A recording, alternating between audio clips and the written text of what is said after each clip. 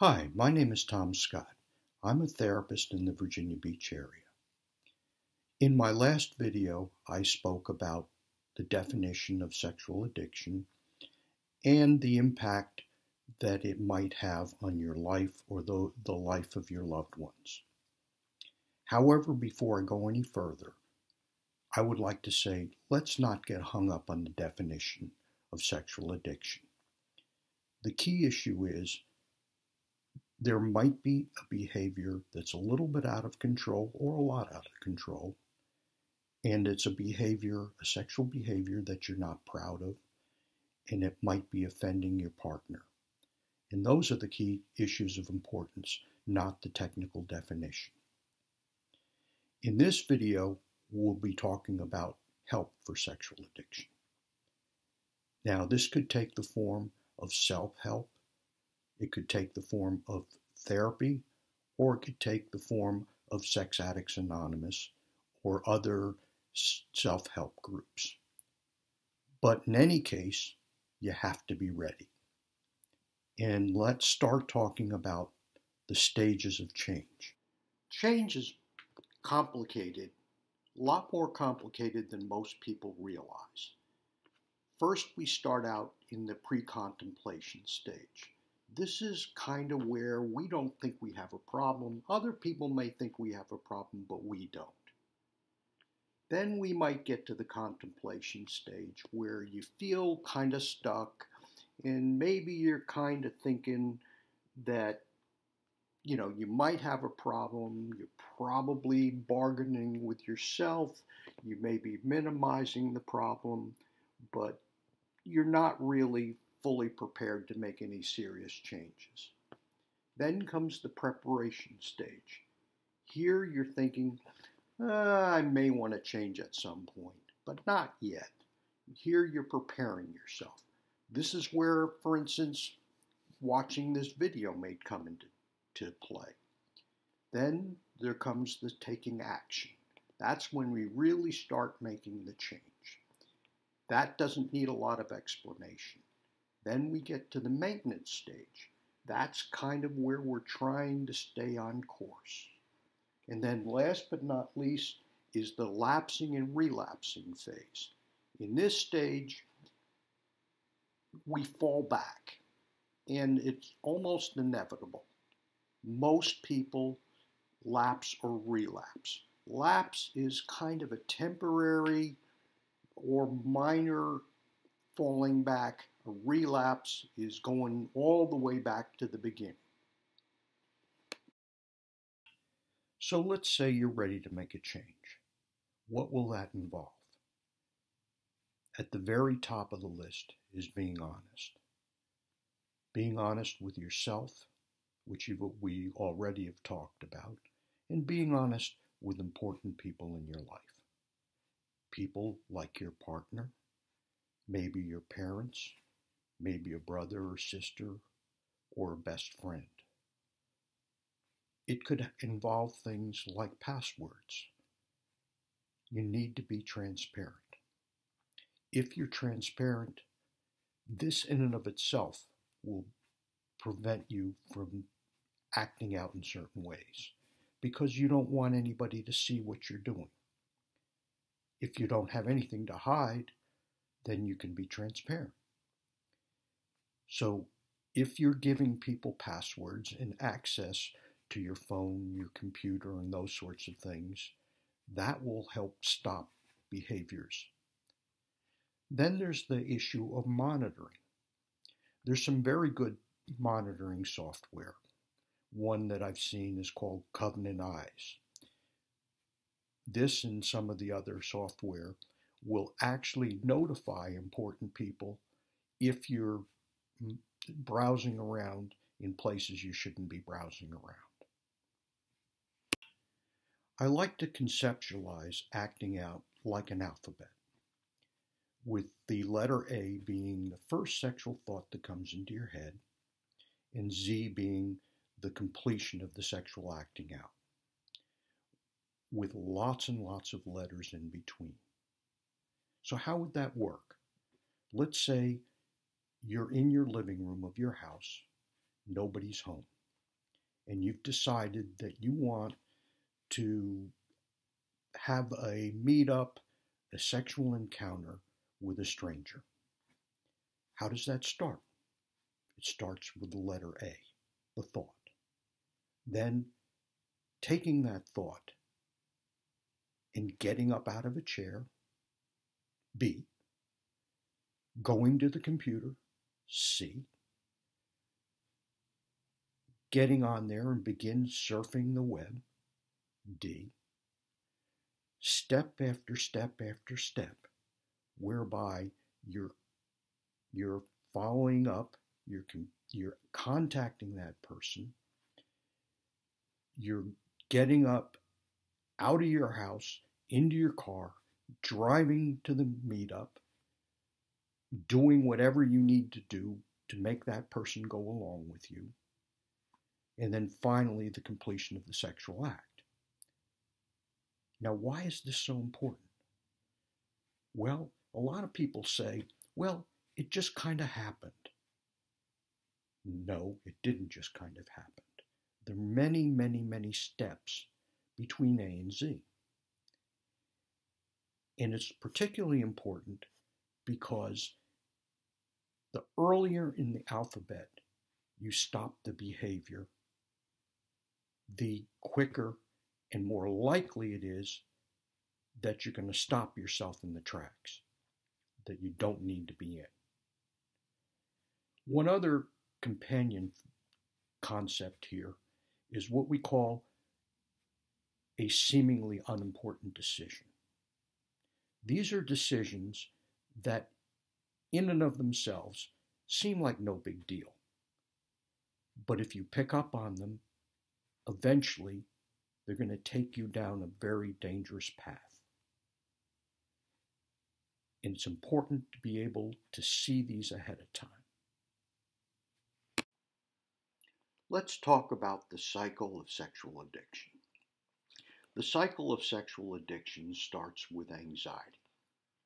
That anxiety comes from your normal sexual drive, which of course builds up over time, and it is fed by everyday worries, arguments, failures, perceived failures, money problems, all sorts of things. Eventually, there's going to be some sort of stimulus that triggers this action, and that trigger will lead to some sort of a fantasy having to do with what you would like to do to meet your sexual needs and get some sort of relief. By the way, the longer you hold on to that fantasy, the more dangerous it is. And I'll get to talk about that more later.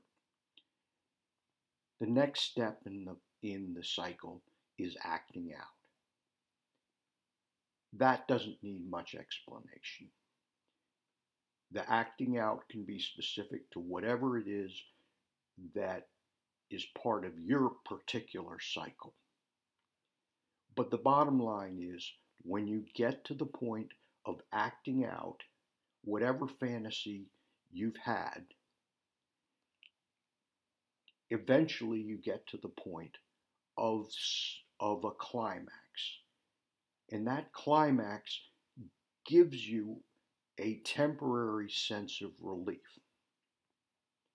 Now, there's an important diversion here that I need to talk about, and that is that most people don't realize that you are actually rewarding the fantasy. In other words, a climax feels good. Therefore, you may not be thinking of it this way, but you're actually rewarding yourself. You're reinforcing whatever led to that climax. And over time, this builds some neural pathways. And these are neural pathways that actually start in teenage years, in some cases preteen years, and they become very well established and feed this cycle. As I said, that sense of relief is very short-lived. Once that relief is felt, then you get into a feeling of shame and guilt.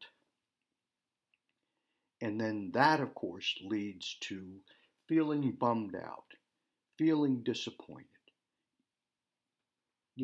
In yourself, of course, that is. And then that leads back into the buildup. During the buildup, most people just are trying to avoid getting back into the anxiety. And the most typical response is just trying to avoid or white knuckle it out so that they don't act out again. And of course, that almost never works. Now, it is true that you might be looking to distract yourself or divert yourself, and that has a number of possibilities which we'll explore further. Let me pick up on a few self-help pointers. One of the most important things, of course, is fantasy. And what you do with that is very critical. In the first place, you don't want to keep a fantasy in your head very long. The quicker you get it out of your head, the less likely there's going to be a problem. And quite frankly, if you can get it out of your head within a few seconds, there's no harm or foul. Secondly, any action in service of a fantasy is going to make that fantasy stronger. And thirdly, as I've said, masturbating to a fantasy makes it stronger and strengthens that neural pathway to acting out. Let me give you an example of what I'm talking about. Let's say you come across a pop-up while you're on your computer. The longer you linger on the thoughts of whatever that pop-up is displaying, the more likely it is that you're going to begin looking around on the internet and going to places you shouldn't be going. Then, if you masturbate to that, you've gotten yourself more into strengthening that neural pathway. So what's the alternative here? The alternative is finding good ways to divert or distract yourself. Now, when we look at that, it's important to look at ways of distracting yourself that are meaningful or interesting or captivating to you. Otherwise, they won't work. What would that mean? That could mean engaging in interests or hobbies or activities that you find particularly interesting.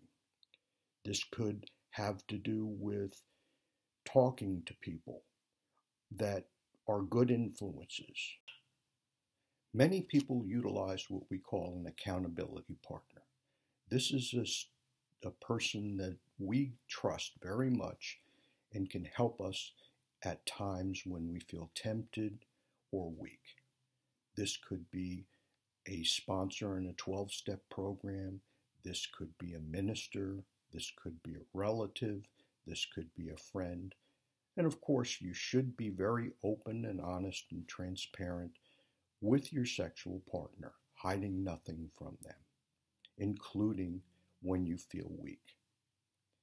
There are many other tools that we can utilize. You may turn to prayer. You may read the Bible.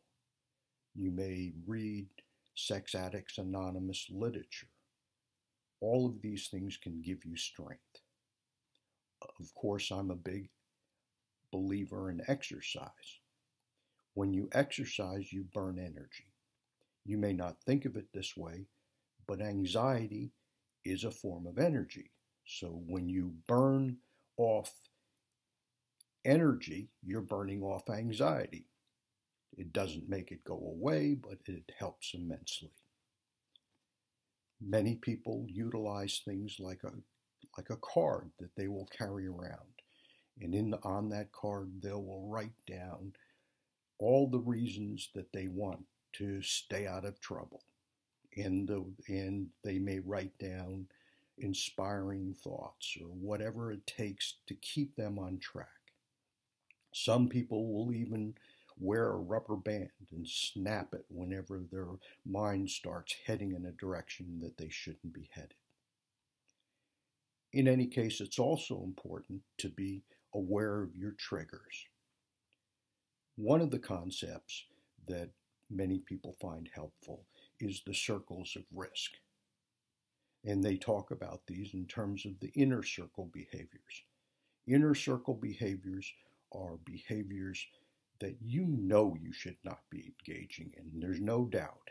These are things that will lead you into the path of trouble. But then there's the middle circle behaviors. These are behaviors that are situationally based or borderline. For instance, there may be a group of friends. This group of friends may be a good influence or a bad influence. If you're going out with a group of friends that are thinking in patterns that are not healthy for you and taking you out to strip clubs where you might be drinking or whatever, then this is obviously not where you need to be. Then there are outer circle behaviors. These are behaviors where you end up feeling good about yourself. These are behaviors where you're productive and you're using your time in healthy ways and in productive ways. You're spending your money in ways that are good. This is the stuff that you should be doing. Let me talk a little bit about treatment and other sources of help. When it comes to looking for a therapist, it's important to find one that really knows something about sexual addiction. Not all therapists do, and some aren't well suited to that kind of work. When you go into therapy, it is also important that you be open and honest and not hide anything from the therapist. And it's important to look at the difference between going to therapy and being in therapy. When you're actually engaged in therapy, you're going into therapy with an agenda.